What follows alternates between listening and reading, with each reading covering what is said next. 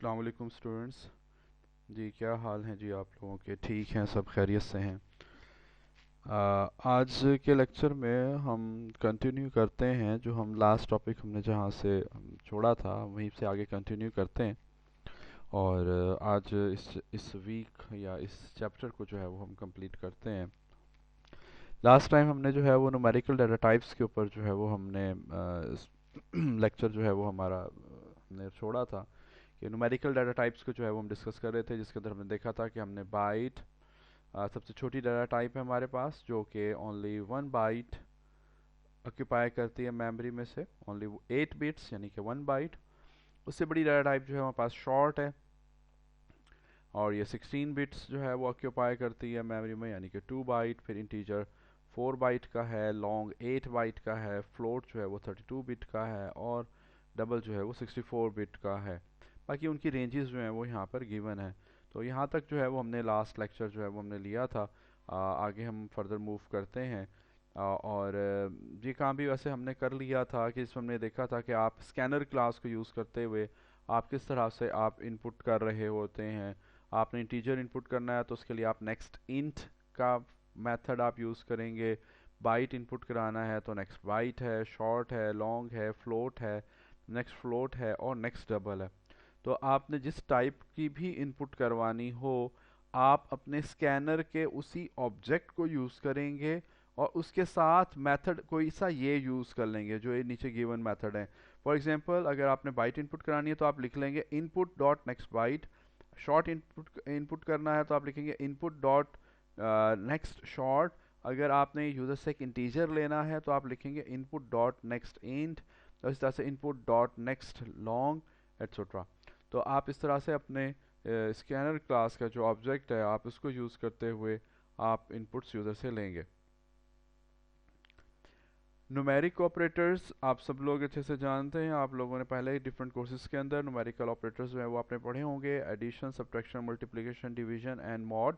Mod reminder के लिए है, और डिवीजन के लिए जो है वो आप फॉरवर्ड स्लैश यूज़ करेंगे, मल्टीप्लिकेशन के लिए स्टैरिक, और ये प्लस माइनस। इंटीजर डिवीजन, एक बात ध्यान में रखिएगा कि जब भी आप कोई डिवीजन ऑपरेशन परफॉर्म करें, डिवीजन फॉरवर्ड स्लैश के साथ, और उसके जो ऑपरेंड्स हैं, अगर ये ऑपरेंड्स दोनों आपके ऑपरेंड्स अगर आपके इंटीजर हैं तो आपको आंसर हमेशा इंटीजर में मिलेगा। ठीक है। 5 डिवाइडेड बाय 2, इसका आंसर आपको 2.5 नहीं मिलेगा, इसका आंसर आपको 2 मिलेगा, क्योंकि दोनों ऑपरेंड्स आपके इंटीजर में है। जब भी आपके पास ऑपरेंड्स इंटीजर में होंगे तो आपको रिजल्ट जो है वो हमेशा इंटीजर में मिलेगा। हाँ, अगर आप किसी एक ऑपरेंड को अगर आप फ्रैक्शन में ले जाएं, 0.0 कर लिया, 5.0 डिवाइड बाय 2, तो इसका आंसर अब आपको 2.5 मिलेगा। या आप इस सेकंड पार्ट को आप 0.0 कर लेते, जैसे आप लिख लेते 5 डिवाइडेड बाय 2.0, तो भी आंसर आपको 2.5 मिलना था। या अगर दोनों वैल्यूज अगर आपकी फ्रैक्शन में होती, 5.0 डिवाइड बाय 2.0, तो भी आंसर आपको फ्रैक्शन में मिलना था। जब दोनों वैल्यूज आपकी इंटीजर होंगी तो आंसर आपको हमेशा इंटीजर में मिलेगा। और जो आपके पास रिमाइंडर ऑपरेटर है, that actually provides you the remaining value of our division operation, 5 mod 2, 5 mod 2 yields 1, और आपको वो रिमाइंडर जो है वो आपको बताएगा। और रिमाइंडर ऑपरेटर्स जो होते हैं वो हमारे नॉर्मली फ्लोटिंग पॉइंट वैल्यूज़ के साथ यूज़ नहीं हो रहे होते, ये वाला नहीं यूज़ होता। हाँ, उसके लिए फिर आप कोई और दूसरे ऑपरेटर्स जो हैं वो आप यूज़ कर सकते हैं। आगे नेक्स्ट एक एग्जांपल दे रहा है, reminder is a very useful in programming. For example, an even number mod 2 is always 0, and odd number mod 2 is always 1। तो इवन और ऑड की एग्जांपल आपको दे रहा है कि आप जो है अगर आपने इवन नंबर फाइंड करना है कि नंबर इवन है या नहीं, तो आप उसे mod 2 के साथ कराएंगे, रिमाइंडर 0 आ जाएगा तो इवन होगा। और अगर आप उसको mod 2 के साथ कराएं किसी नंबर को, और रिमाइंडर अगर 1 आ जाए, तो उसका मतलब ये है कि वो नंबर हमारा ऑड है। और वो इसी तरह से आगे आपको एक एग्जांपल जो है वो आपको बता रहा है वीक डे फाइंड करने की। तो इस एग्जांपल को आप लोगों ने पढ़ लेना है और इसकी आप इम्प्लीमेंटेशन भी कर लें, इसको समझ लीजिएगा। डिस्प्लेइंग अ टाइम, ये एक और प्रोग्राम है, ये भी आप लोगों ने बनाना है और नेक्स्ट क्लास के अंदर मैं आपको चेक करूँगा, ये इसको भी इम्प्लीमेंट करेंगे, इसे ही मैं चेक कर लूँगा और इसको भी आपने इम्प्लीमेंट करना है। कह क्या रहा है कि write a program that obtains some minutes and remaining seconds from the seconds। आपने यूज़र से सेकंड्स में टाइम इनपुट कराना है, सेकंड्स में टाइम इनपुट करना है और उसके बाद आपने उस सेकंड्स के जो हैं वो मिनट्स बनाने हैं और बाकी जो है वो आपने सेकंड्स बनाने हैं। जैसे फॉर एग्जांपल एक आपको एग्जांपल मैं दे दूं कि अगर आप यूज़र इनपुट करता है 500 सेकंड्स, तो आपने देखना है कि 500 सेकंड्स में कितने मिनट बनेंगे और बाकी कितने सेकंड्स बाकी बच जाएंगे। तो ये आप लोगों ने बनाना है और ये जो मैं कहता जा रहा हूँ ये आप बनाते जाएंगे और नेक्स्ट क्लास के अंदर फिर मैं इसको चेक करूँगा। Note calculation involving the floating point numbers are approximated because these numbers are not stored in with a complete accuracy। वो आपको ये कह रहा है कि ऑब्वियसली क्योंकि कंप्यूटर रिसोर्सेज जो हैं वो बड़े लिमिटेड होते हैं हमारे, तो जब भी आप फ्रैक्शनल डाटा के ऊपर जब आप कोई कैलकुलेशन कर रहे होते हैं तो अप्रॉक्सीमेटेड वैल्यूज़ देता है, वो एग्जैक्ट वैल्यूज़ जो है वो नहीं देता। जैसे आपको वो नीचे के एग्जांपल दे रहा है कि अगर आप इस चीज़ को प्रिंट करें 1.0 मतलब 1 - 0.1 मतलब यानी कि यहाँ से आपको 0.9 मिल जाएगा और फिर 0.9 में से आप फिर माइनस कर रहे हैं तो 0.8 हो जाएगा, फिर जो है वो 0.7 हो जाएगा, 0.6 हो जाएगा, 0.5 हो जाएगा। तो जब आप इसको प्रिंट करेंगे तो वो ये 0.50000001 प्रिंट करेगा, एग्जैक्टली 0.5 प्रिंट नहीं करेगा। ठीक है, तो यही वो बात आपको बता रहा है कि ये जो आंसर्स फ्लोटिंग पॉइंट या डबल वैल्यूज के साथ जो आंसर आ रहे होते हैं वो विद कंप्लीट एक्यूरेसी नहीं होते। और फिर इसी तरह से वो आपको बता रहा है कि system dot out dot println 1.0 minus 0.9। तो इसका आंसर जो है वो कह रहा है कि 0.1 नहीं मिलेगा बल्कि इसका आंसर मिलेगा 0.099999998, आपको ये आंसर मिलेगा। तो ये आंसर बेसिकली आपके अप्रोक्सीमेटेड आंसर्स जो हैं वो हमारे होते हैं। इंटीजर्स जो हैं वो प्रिसाइजली स्टोर होते हैं, इंटीजर्स के आंसर बिल्कुल एक्यूरेट आपको मिलते हैं। एक्सपोनेंट ऑपरेशंस क्या होते हैं कि आपने पार कैलकुलेशन करनी है, जैसे आप system dot out dot println पर डायरेक्ट प्रिंट करा रहे हैं या आप इसको किसी वेरिएबल के अंदर स्टोर करा लें। मैथ डॉट पार, पार का फंक्शन है POW, मेथड है लोअर केस में आएगा, मैथ क्लास है तो M कैपिटल है। और उसके बाद अब आप कह रहे हैं कि 2,3, इसका मतलब है 2 रेस टू पार 3, 2 की पार 3 तक रेस कर दो, यानी कि 8 जो है वो आपको इसका आंसर मिल रहा है, 8.0 इसका आंसर आपको मिल रहा है। और फिर इसी तरह से जब आप लगा रहे हैं 4 रेस टू पार 0.5, यानी कि आप 4 की पार 0.5 तक रेस करा रहे हैं तो 2.0 जो है वो आपको आंसर मिल रहा है, एंड सो ऑन। तो ये आपके पास एक्सपोनेंट ऑपरेटर है, पार का फंक्शन है जो आपको पार रिटर्न कर देगा, फर्स्ट नंबर की पार सेकंड नंबर तक रेस कर देगा, 2 आर्ग्यूमेंट्स होना ज़रूरी है। Number literals, a literal is a constant, literal is a constant that appears directly in the program। अब literal एक constant है। अब literal numeric literals भी हो सकते हैं, literal जो है वो आपके character literals भी हो सकते हैं। जैसे अगर आप अपने किसी प्रोग्राम के अंदर फॉर एग्जांपल मैंने एक कैरेक्टर वेरिएबल लिया है CH और मैंने उसको नाम दिया फॉर एग्जांपल CH तो नहीं 4 मैं लिखूंगा, 4 और 4 इक्वल्स 4CH इक्वल्स टू, और मैंने इसको यहाँ पे कोई एक value they the, for example मैंने उसको value they the ji A की। तो ये बेसिकली A एक कांस्टेंट वैल्यू है, तो इसको हम कहेंगे कि ये A is a character literal. और अगर कहीं पर भी हम डबल कोटेशन के अंदर अगर हम कुछ भी दे देते हैं तो वो फिर बेसिकली हमारे पास क्या हो जाएगा, हमारे पास फिर वो स्ट्रिंग लिटरल हो जाएगा। इसी तरह से अगर आप न्यूमेरिक वैल्यू दे रहे हैं, जैसे अगर आपने दे दिया जी 34, तो ये आपके पास एक इंटीजर लिटरल है, फिर आपने ये वाली वैल्यू दे दी तो ये एक लॉन्ग लिटरल हो जाएगा, ये डबल लिटरल है। तो इस तरह से आप लिटरल्स जो हैं वो आप कहीं पे भी यूज़ कर सकते हैं, कांस्टेंट वैल्यूज होती हैं बेसिकली।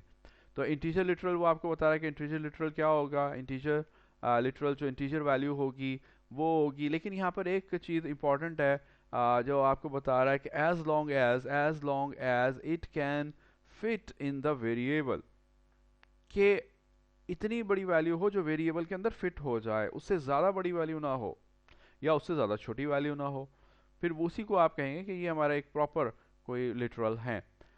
अदरवाइज कंपाइलेशन एरर आपको जो है फेस करना पड़ेगा। कंपाइलेशन एरर, अगर वैल्यू जो है वो टू लार्ज हो जाए या टू टू स्मॉल हो जाए। जैसे हमने बाइट की बात की थी, बाइट का अगर आपको जहन में हो तो बाइट जो है वो मेमोरी में सिर्फ एक बाइट ही ऑक्यूपाई करता है, और उसकी रेंज हमने पढ़ी थी कि उसकी रेंज थी -128 से लेकर पॉजिटिव 127 तक। ये अभी प्रीवियस स्लाइड, जो अभी पहली स्लाइड जो मैंने आपको बताई, उसके अंदर भी ये चीज़ लिखी हुई थी।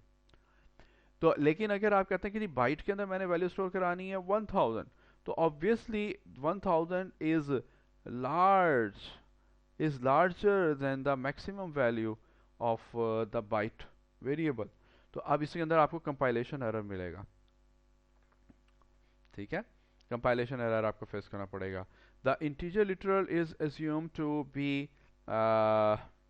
be of the int type whose values is between, ये इंटीजर लिटरल की वो बात कर रहा है, तो इंटीजर लिटरल की रेंज जो है वो यहाँ पर आपको बता रहा है कि इसकी इतनी रेंज होती है।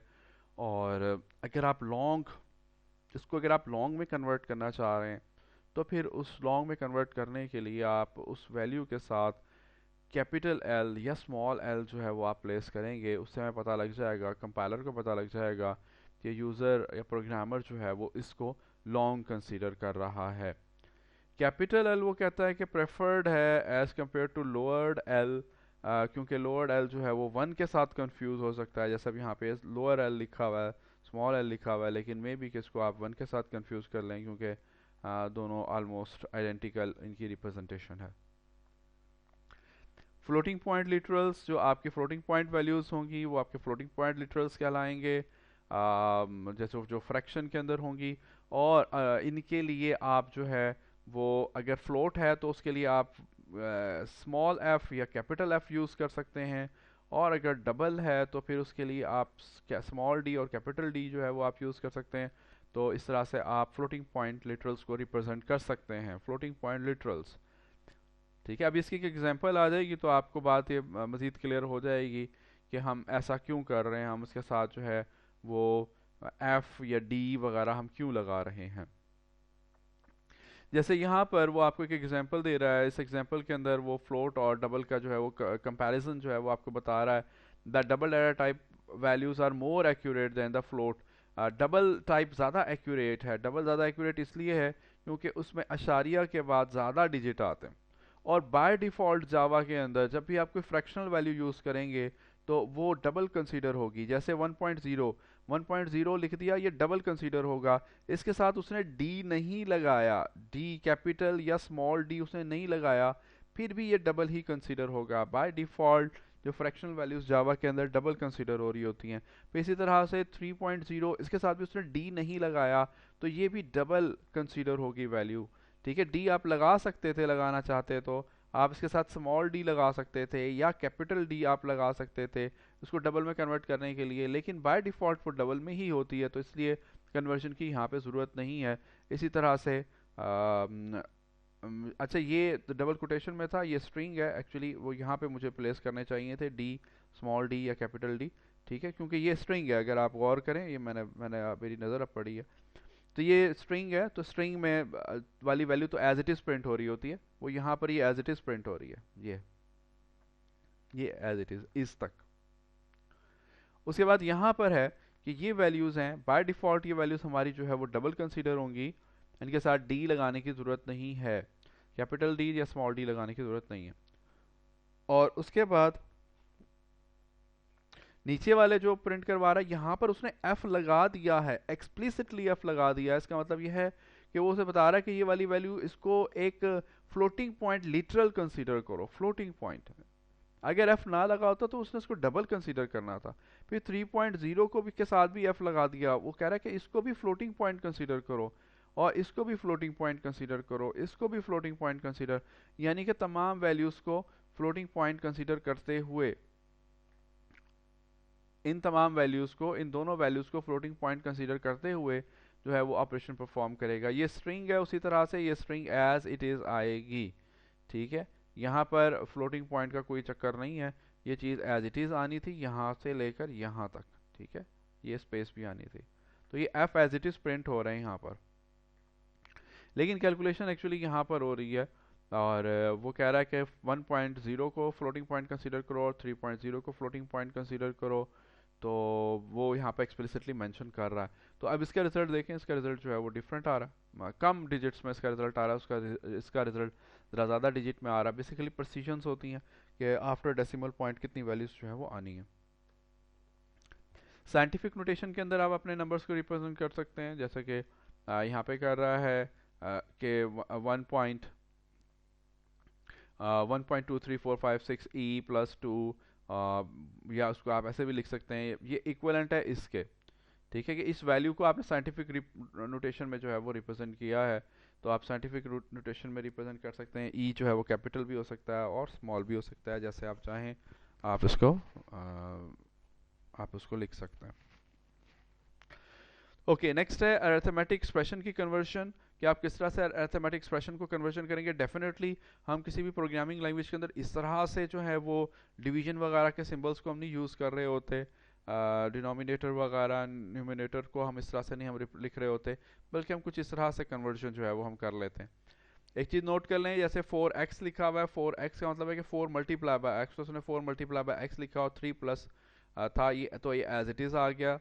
और उसके बाद डिवाइड करना था 5 के साथ, तो डिवीजन के लिए हम स्लैश यूज़ करेंगे और डिवाइड बाय 5 आएगा। फिर आगे माइनस का सिंबल आ गया, फिर 10 मल्टीप्लाई हो रहा है इस सारे एक्सप्रेशन के साथ एक्स माइनस वाई माइनस 5 के साथ, और फिर ये वाला एक्सप्रेशन मल्टीप्लाई हो रहा है इस एक्सप्रेशन के साथ, तो इसलिए यहाँ पे उसने बीच में स्टार लगा लिया। ए प्लस बी प्लस सी जो है वो आ गया, फिर डिवाइड करवा दिया उसने एक्स के साथ, फिर प्लस आ गया 9, और फिर ये 9 मल्टीप्लाई हो रहा है, तो उसने सारे को इस सारे के साथ मल्टीप्लाई हो रहा है 9। यहाँ पे 10 ऊपर वाले के साथ मल्टीप्लाई हो रहा था, यहाँ पे 9 जो है वो सब के साथ पूरी प्रोडक्ट के साथ जो है मल्टीप्लाई हो रहा है, तो उसने उसको फिर यहाँ पर पैरेंथेसिस जो है वो लगा ली, और पैरेंथेसिस के अंदर जो है उसने डिवाइड बाय वाई करवाया। तो खैर हम किसी भी मैथमेटिकल एक्सप्रेशन को हम जो हम किसी भी प्रोग्रामिंग लैंग्वेज के फॉर्म में हम उसको ट्रांसलेट कर सकते हैं, बड़ा सिंपल से उसका जो है वो मेथड है, तो उसकी एक एग्जांपल यहाँ पे दी जा रही है। How to evaluate an expression, आप सब लोग ये जानते हैं, आपने अपने प्रीवियस प्रोग्रामिंग फंडामेंटल के कोर्स के अंदर आपने ये चीज़ पढ़ी होगी कि एक्सप्रेशन को किस तरह से एवेल्युएट किया जाता है। सबसे पहले अब इसके अंदर जो चीज़ इन्वॉल्व होती है वो ऑपरेटर्स प्रेसिडेंस होती है। तो सबसे पहले आपको पता है कि पैरेंथेसिस के अंदर जो कुछ भी होता है वो आपका इवेल्युएट होता है। पैरेंथेसिस के बाद आपके पास मल्टीप्लिकेशन और डिवीजन की बारी आ जाती है, और उनमें से भी जो पहले लेफ़्ट से आ रहा होता है पहले वो इवेल्युएट होता है। जैसे ये मल्टीप्लिकेशन पहले इवेल्युएट होगी इस मल्टीप्लिकेशन की निस्बत, क्योंकि ये लेफ़्ट से पहले आ रही है। फिर उसके बाद जब ये इवेल्युएट हो जाएगी तो फिर एक ही मल्टीप्लिकेशन बचेगी, वो हमारी जो है वो इवेल्युएट होगी। अब प्लस माइनस की बारी आती है, तो जो पहले लेफ्ट से आ रहा है पहले वो इवेल्युएट होगा, तो पहले ये वाला प्लस इवेल्युएट होगा, फिर उसके बाद अगले वाला प्लस इवेल्युएट होगा, फिर ये माइनस इवेल्युएट होगा, और आपको एक फाइनल आंसर मिल जाएगा। ठीक है, तो इस तरह से हमारे अरिथमेटिक एक्सप्रेशंस जो हैं वो इवेल्युएट हो रहे होते हैं। Left to right arithmetic expressions की जो है वो इवेल्युएशन हो रही होती है। लेफ़्ट टू राइट मोस्टली जो है ये इवेल्युएट हो रहे होते हैं। अगर सेम एक्सप्रेशन के आते हैं तो same. Problem converting temperature, temperature को वो कन्वर्ट कर रहा है और वो कहता है कि जी आप कर रहे हैं, एक सिंपल सा फार्मूला है, celsius equals to 5 divide by 9 और इंटू फ़ारेनहीट माइनस 32। जब आप इसको एग्जीक्यूट करेंगे तो आपको डिफरेंट रिजल्ट मिलेगा। लेकिन अगर आप यही फार्मूला 5 ये हमारा मैथमेटिकल फार्मूला था, जब आप इसको कन्वर्ट करने लगे तो आपने लिख दिया 5.0 डिवाइड बाई 9। ज़ीरो यहाँ पे लगा देंगे, अगर आपने ज़ीरो ना लगाया तो वो 5 डिवाइड बाई 9 दोनों इंटीजर्स हैं, तो आंसर आपको इंटीजर में मिलेगा, और इंटीजर को जब वो मल्टीप्लाई करेगा इस वैल्यू के साथ तो आपको एक डिफरेंट आंसर मिलेगा। ठीक है, जैसे अभी मैंने आपको बताया कि जो बिहेवियर है आपके डिवीजन ऑपरेटर का वो ये है कि अगर दोनों वैल्यूज़ जो हैं वो आपकी इंटीजर में हो तो आंसर आपको इंटीजर में मिलता है। तो हम एक्यूरेट आंसर चाह रहे हैं, तो इसलिए हमने एक वैल्यू को फ्रैक्शन में कन्वर्ट कर लिया। करंट टाइम डिस्प्ले करने का यहाँ पे वो आपको बता रहा है GMT टाइम में रिप्रेजेंट करना है, वो 1970 से लेकर अब तक जितने भी सेकंड्स गुजरे हैं वो आपको एक मेथड के थ्रू जो है वो रिप्रेजेंट कर देता है, और वो मेथड है current time मिलीज method. Current time मिलीज method. तो ये करंट टाइम मिलीज मेथड यहाँ पे ये सिस्टम की क्लास के अंदर अवेलेबल है, और ये करंट टाइम मिलीज मेथड 1970 से लेकर अब तक जितने भी सेकंड्स गुजरे हैं, मिली सेकंड्स गुजरे हैं, वो आपको रिप्रेजेंट कर देगा, और उससे फिर आप कैलकुलेशन से आप करंट टाइम जो है वो आप फाइंड कर सकते हैं GMT फॉर्मेट में। ये 1970 उन्होंने इसलिए रखा क्योंकि यूनिक्स ऑपरेटिंग सिस्टम जो है वो 1970 में जो है वो इंट्रोड्यूस करवाया गया था। ऑगमेंटेड असाइनमेंट ऑपरेटर, या इसको आप कंपाउंड असाइनमेंट ऑपरेटर भी कह सकते हैं, जिसके अंदर आप दोनों काम कर रहे होते हैं। आप अरिथमेटिक ऑपरेशन भी परफॉर्म कर रहे होते हैं और साथ साथ असाइनमेंट भी कर रहे होते हैं। जैसे इस एक्सप्रेशन की अगर आप बात कर लें, या चले मैं आपको एक और एग्जांपल दे देता हूँ। मैं लिख रहा हूँ जी a equals to for example a plus plus 5। ये एक मेरा नॉर्मल एक्सप्रेशन है, मुझे इसको ऑगमेंटेड के अंदर जो है वो मुझे कन्वर्ट करना है। तो फिर उसके लिए हम ये वाला जो a है इसको हम एज इट इज़ नीचे उतार लेंगे। मैंने लिख लिया जी a, और ये जो आपका असाइनमेंट ऑपरेटर है ये इस साइड के ऊपर मूव कर जाएगा, और ये वाला जो आपका एडिशन ऑपरेटर है ये इस साइड के ऊपर मूव कर जाएगा। तो यानी कि फिर इनकी शक्ल बनेगी a प्लस इक्वल, ठीक है ना। और उसके बाद ये वाला 5 जो है इसको आप एज इट इज़ नीचे उतार लेंगे, तो यहाँ पे आ जाएगा a प्लस इक्वल 5। और ये वाला जो a जो था यहाँ पर इसको हम डिस्कार्ड कर देंगे, ये ख़त्म हो जाएगा। तो ये ऊपर वाला एक्सप्रेशन का इक्वलेंट ऑफ एक्सप्रेशन जो है ये नीचे हमारे पास कुछ इस तरह से बन गया कि a प्लस इक्वल 5। तो ये वो यही एग्जांपल जो है वो आपको यहाँ पर दे रहा है कि अगर वैल्यू है आपके पास a i equals to i plus 8, तो आप इसको ये लिख सकते हैं i plus equal 8 and so on. बाकी आप इसको खुद से समझ लेंगे। Increment and decrement operators, increment होते हैं जो किसी भी वेरिएबल की वैल्यू में एक का इंक्रीज कर दें। इंक्रीमेंट ऑपरेटर प्री फिक्स भी हो सकते हैं, जिसमें आप ऑपरेटर पहले लगा रहे हैं ऑपरेंड बाद में आ रहा है, या आपके ये ऑपरेटर्स पोस्ट फिक्स हो सकते हैं जिसके अंदर ऑपरेंड पहले है और ऑपरेटर जो है वो बाद में है। इसी तरह से आपके पास डिक्रीमेंट ऑपरेटर भी हो सकता है। तो ये प्री फिक्स डिक्रीमेंट है और ये पोस्ट फिक्स डिक्रीमेंट है। प्रीफिक्स और पोस्टफिक्स में डिफरेंस ये है कि अगर तो आप इनको इंडिविजुअली इंडिपेंडेंटली यूज़ कर रहे हैं फिर तो इनमें कोई फ़र्क नहीं है, फिर तो ये बिल्कुल सेम ही रहेंगे, फिर इनमें कोई डिफरेंस नहीं है। लेकिन अगर आप इसको एक्सप्रेशन के अंदर यूज़ कर रहे हैं तो फिर जो है वो इनका बिहेवियर थोड़ा सा डिफरेंट होगा। अगर एक्सप्रेशन में यूज़ कर रहे हैं और प्रीफिक्स है तो वो पहले उसकी वैल्यू वेरिएबल की वैल्यू में इंक्रीज कर लेगा या डिक्रीज कर लेगा, और उसके बाद उसकी वैल्यू को एक्सप्रेशन में यूज़ करेगा। और अगर आप पोस्ट फिक्स यूज़ कर रहे हैं, चाहे वो इंक्रीमेंट है या डिक्रीमेंट है, तो पहले आपकी वैल्यू जो है वो यूज़ हो जाएगी और उसके अंदर इंक्रीमेंट या डिक्रीमेंट बाद में होगा। इसकी एग्जांपल ये नेक्स्ट आ रही है, यहाँ से समझ लें अगर किसी को बात समझ नहीं आई तो। जैसे उसने एक एग्जांपल दी, ये एग्जांपल इसके ऊपर फोकस करें। इंट i इक्वल्स टू 10 और आगे कहता है इंट न्यू नाम equals to 10 multiply by i plus plus. ये है पोस्ट फिक्स। पोस्ट फिक्स में क्या होगा कि पोस्ट फिक्स में वैल्यू पहले यूज होगी, यानी कि वो करेगा 10 मल्टीप्लाई बाय 10, क्योंकि i की वैल्यू 10 है तो 10 मल्टीप्लाई बाय 10 इसको असाइन हो जाएगा यानी कि 100, और उसके बाद i में एक का इंक्रीमेंट करेगा और फिर i की वैल्यू को 11 कर देगा। और इसका अल्टरनेट वो यहाँ पर आपको बता रहा है कि इसका कैसा इफेक्ट होगा।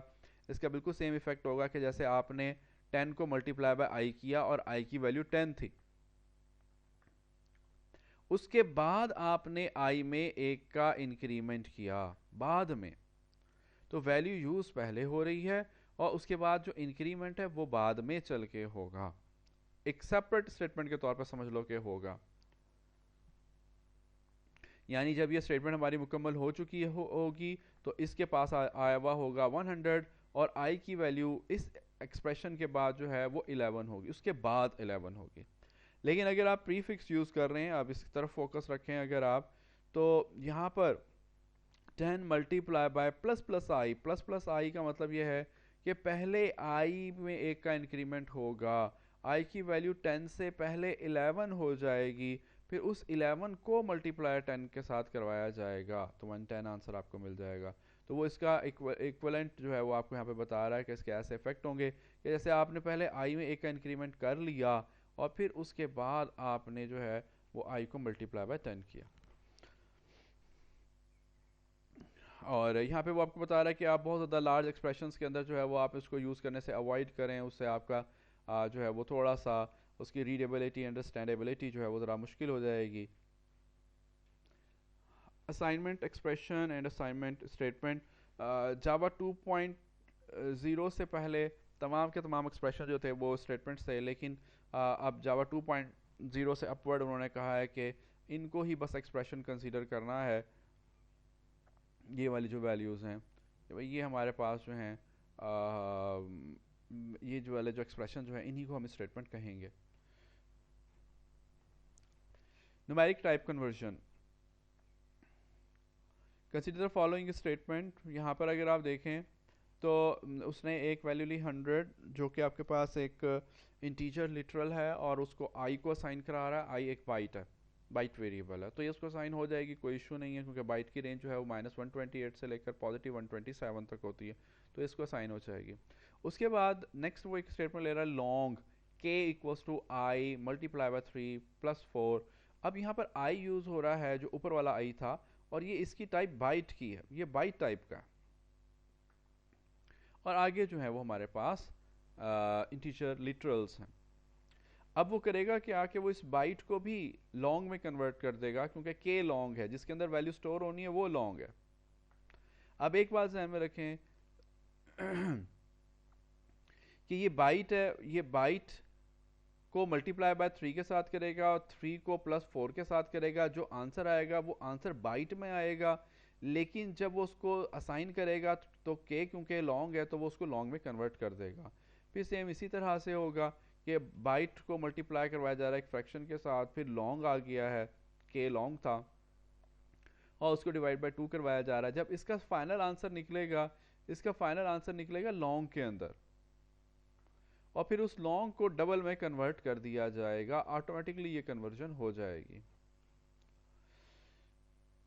सबसे पहले कन्वर्जन रूल्स क्या हैं, कैसे कन्वर्जन हो रही है, हमें कैसे पता लग रहा है। तो एक बात ध्यान में रखें, रूल ऑफ थंब ये है कि हमेशा कन्वर्जन होगी जो लार्जर डाटा टाइप है उसमें कन्वर्जन होती है, लार्जर डाटा टाइप, बड़ी डाटा टाइप के अंदर कन्वर्जन होगी हमेशा, ठीक है। जैसे मैंने प्रीवियस स्लाइड के अंदर मैंने आपको बताया, जो आज की हमारी पहली स्लाइड थी, जिसमें हमने देखा कि बाइट जो वेरिएबल है वो 1 बाइट लेता है, उसके बाद शॉर्ट 2 बाइट लेता है, इंटीजर जो है वो 4 बाइट ले रहा है, लॉन्ग जो है वो 8 बाइट ले रहा है। तो ये इससे पता लग रहा है कौन सी डाटा टाइप बड़ी है, कौन सी डाटा टाइप छोटी है। डबल सबसे ज़्यादा जो है बाइट ले रहा था, तो पूरे एक्सप्रेशन में ये बात ज़रा गौर से समझ लें इसको, if one of the operand is double, पूरे एक्सप्रेशन में अगर एक भी ऑपरेंड डबल होगा तो वो बाकी सब को डबल में कन्वर्ट कर देगा और फिर कन्वर्जन होगी।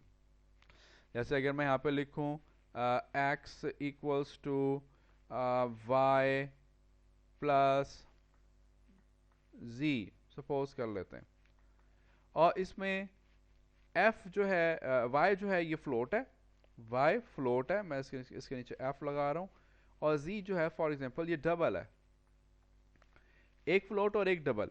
एक्सप्रेशन में उसे एक डबल मिल गया, जैसे एक्सप्रेशन में उसे एक डबल मिलेगा तो वो इस फ्लोट को भी डबल में कन्वर्ट कर देगा, क्योंकि फ्लोट छोटी डाटा टाइप है, कम स्पेस लेती है, और डबल बड़ी डाटा टाइप है, ज़्यादा स्पेस लेती है। तो अगर एक्सप्रेशन में उसको कोई एक भी डबल मिल गया तो वो उसको डबल में कन्वर्ट कर देगा पूरे एक्सप्रेशन को, और जो रिजल्ट निकलेगा वो डबल में निकलेगा, यानी कि x के अंदर x भी हमारा एक डबल वेरिएबल होगा और उसके अंदर रिजल्ट हमारा स्टोर हो जाएगा। अगर डबल नहीं है तो क्या होगा, फिर वो देखेगा कि कहीं पर भी फ्लोट है पूरे एक्सप्रेशन में, अगर पूरे एक्सप्रेशन में उसे कोई एक भी फ्लोट मिल जाएगा तो सारी वैल्यूज को फ्लोट में कन्वर्ट कर देगा और आंसर फ्लोट में निकालेगा। अगर फ्लोट भी नहीं है तो फिर वो देखेगा कि क्या पूरे एक्सप्रेशन में कहीं पर कोई लॉन्ग वेरिएबल है, अगर लॉन्ग होगा तो पूरे एक्सप्रेशन के तमाम कंटेंट्स को वो लॉन्ग में कन्वर्ट करके आंसर लॉन्ग में निकालेगा, वरना आंसर जो है वो इंटीजर में आएगा। ठीक है, बड़ी डाटा टाइप में हमेशा कन्वर्जन होती है, ये बात जहन में रखें। यही बात आपको यहाँ पे बता रहा है। एक होती है implicit type casting. Type casting की हम बात करने लगे। इम्प्लीसिट टाइप कास्टिंग वो होती है जो ऑटोमेटिकली हो जाती है। जैसे उसने एक वेरिएबल लिया है डबल डी और उसको असाइन करवा रहा है 3। अब 3 डबल वैल्यू नहीं है, 3.0 नहीं है, 3 है। 3 इंटीजर वैल्यू है, ये इंटीजर वैल्यू है। लेकिन इंटीजर वैल्यू को जब आप एक डबल वेरिएबल को असाइन करेंगे तो ऑटोमेटिकली इसको कन्वर्ट कर देगा 3.0 में, डबल में कन्वर्ट कर देगा। ये खुद ब खुद कन्वर्जन हो गई। इसको हम इम्प्लीसिट टाइप कास्टिंग कहेंगे। और इसमें हमेशा टाइप वाइडनिंग होगी, मतलब कि वो वाइड टाइप हो जाएगी, बढ़ जाएगी। जैसे इसके साथ 0.0 नहीं लगा हुआ था, पहले नहीं लगा हुआ था, लेकिन कन्वर्जन के बाद लग गया, उसकी डाटा टाइप वाइड हो गई। एक होती है एक्सप्लिसिट कास्टिंग। एक्सप्लिसिट कास्टिंग में वो कास्टिंग खुद ब खुद नहीं होती, ऑटोमेटिकली नहीं होती, बल्कि हमें परफॉर्म करवानी पड़ती है। ठीक है, हमें परफॉर्म करवानी पड़ती है, तो वो हमारे पास एक्सप्लिसिट टाइप कास्टिंग कहलाती है। और इसके अंदर अगर आप देखें कि वो एक एक फ्लोट वैल्यू थी, एक डबल वैल्यू थी 3.0, उसको उसने असाइन करवाना है आई को। आई एक इंटीजर वेरिएबल है, तो ऑब्वियसली आप लोग जानते हैं 3.0 आई में स्टोर नहीं हो सकता, क्योंकि ये डबल है और ये इंटीजर है। अब हमें इसको कन्वर्ट करना होगा इंटीजर में। तो अब कन्वर्जन करने के लिए अब हम ये वाला ऑपरेटर यूज कर रहे हैं। अब हमने उसको एक्सप्लिसिटली बता दिया कि 3.0 को इंटीजर में कन्वर्ट कर दो पहले। अब 3.0 जब इंटीजर में कन्वर्ट होगा तो वो 3 बन जाएगा, और वो 3 इस आई को असाइन हो जाएगा।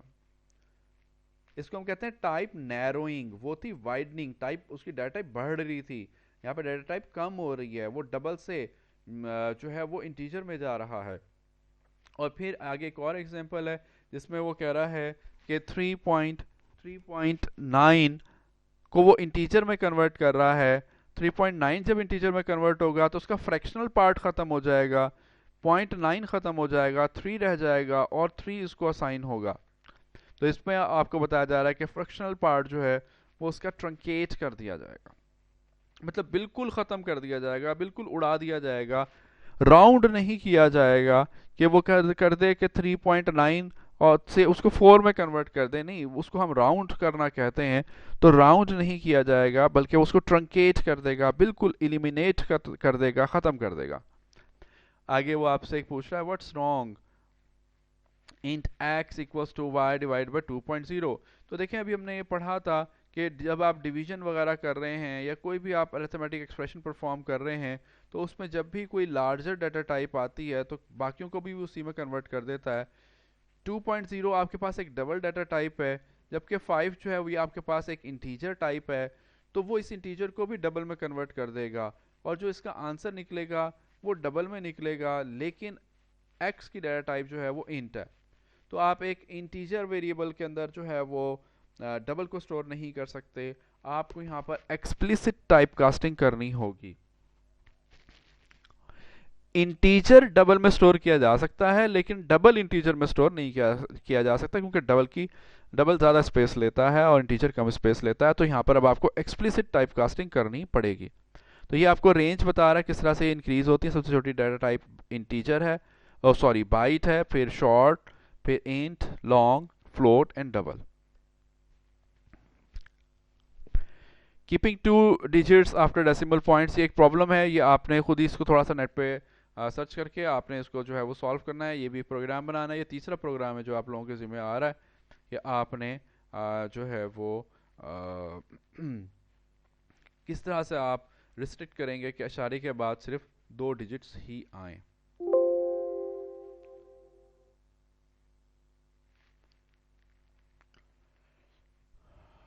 ओके जी, मेरे ख्याल से इस पार्ट को फिर मैं यहीं पर एंड करता हूँ, उसके बाद मैं एक और पार्ट जो है बनाता हूँ आप लोगों के लिए।